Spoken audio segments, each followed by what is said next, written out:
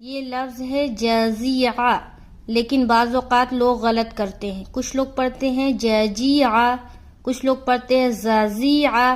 تو دونوں صورت میں آپ غلط ہیں. پہلا جو حرف ہے جیم ہے. کیا ہے؟ جیم. اور جیم کا مخرج ہے زبان کا بیچ اور اس کے مقابل اوپر کا تالو. کسی بھی حرف کو ادا کرنے کے لیے صحیح طریقے سے اس کا مخرج کا جاننا بہت ضروری ہے.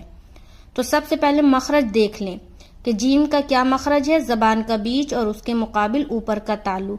اور زا کا کیا مخرج ہے؟ زا جو حرف ہے یہ سختی سے اور سیٹی کی طرح ادا ہوتا ہے.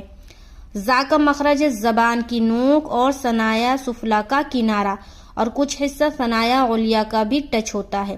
تو پڑھیں گے جازیعہ، جیم زبر جا، زا زیر زی، عین زبر ع، جزیعہ.